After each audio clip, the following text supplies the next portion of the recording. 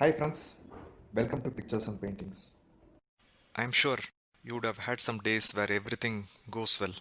It was one such Saturday for me when I started sketching this Scarlet Macaw. In about 45 minutes, I finished sketching the entire macaw without much of rework. The only thing which was left at that time was the face and the eyes. Only when I started sketching the skin portion, I realized how valuable that portion can be for this entire picture. Seeing a potential there, I decided I will use the skin as an opportunity to draw the viewer's attention to the face.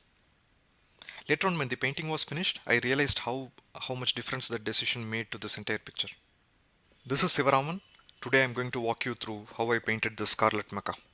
A lot of people have been asking me about the brushes that I use. I used to do digital paintings, and in fact it's just a few months since I started doing watercolors. I have been using a couple of my daughter's synthetic brushes and then a few very old natural hair brushes. Depending on the area that I'm painting, I'm switching between the size of the brushes. What I'm realizing is I'm mostly going for the bigger size brushes only for applying water on the for the wet on wet technique, and definitely going for 0 and 1 for the second pass, third pass, where the minor details are getting added. Currently, I'm painting on A4 size papers. When I start painting on bigger size sheets, I'm sure I'll have to start using the other brushes to more effectively. Otherwise, at the moment for A4 size, I feel sizes like 0, 1, 3, 5 should be good enough for anyone who is beginning painting. This Scarlet Macaw is the seventh in the series of parrots. By this time, I have got a hang of these birds in general. So I again started with what has proved to be working for me. I started painting the beaks, eyes, and the skin portion. The choice of colors were also mostly from my previous experiences, where for the beak it was Payne's gray and a little bit of brown. Then came the most interesting part of painting this macaw, the red plumage.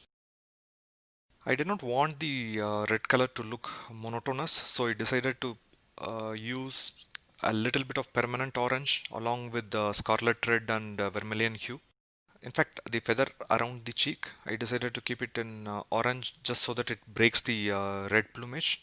And then using wet on wet technique, I completed the base wash for the red plumage.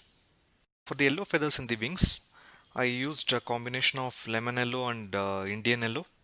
So again, since this is a very base wash, I applied a simple coat. And then some of the feathers also had a blue tip, blue and green tip. I used cobalt blue and some green that was left over in my palette. The background was not an easy choice to make.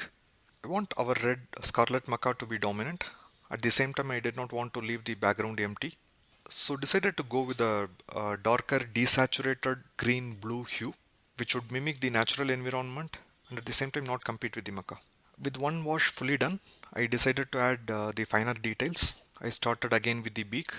So using Chinese white, I started adding the small little lines and added a little bit more yellow brown tint on the side of the beaks to give it a more rounded look. And I also added a little bit of red reflection on the beak. These are small little things which might not look very obvious but then makes a difference to how well the individual portions blend with the entire image. At that time I also realized the eye shape wasn't really working out. It was a little bit more broader. So I decided to make it a little bit more rounded. So corrected the eye shape using Chinese white and added a little bit more details to the skin. I just want to share a small little technique that really worked for me. I decided to go with a wet on wet technique for the skin. So I applied thin layers of water where the skin folds would be and then put a little bit of paint on top. The paint spreading out has given the feeling there are a lot of tiny folds. At this point, I was satisfied with how the face has turned out. So I decided to move on and then start adding a few little details on the red feathers. So like in my previous paintings, I used the negative painting technique where painted around the places where the shadows would be falling and then used that to define the shape of the feathers. And then I was not also particular about painting each and every feather because just wanted the attention to be around the face and I just wanted everything else to add up to the image.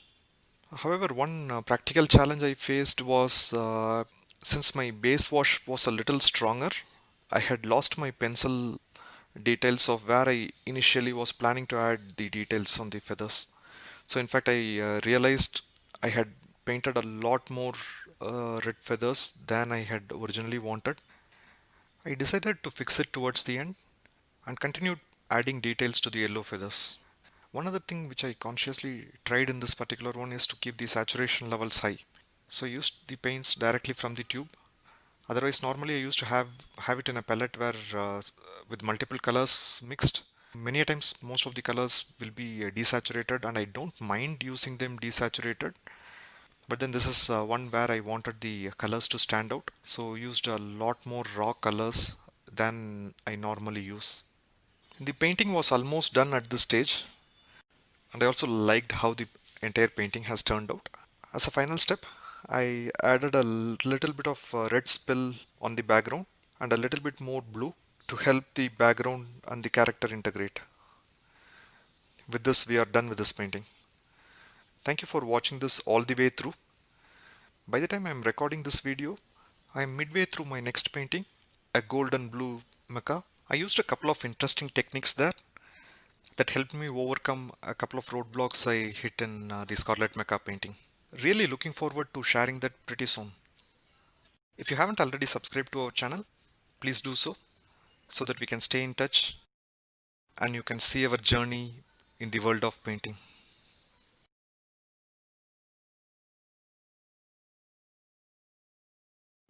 Thank you for watching this. See you soon in the next one. Until then, bye bye.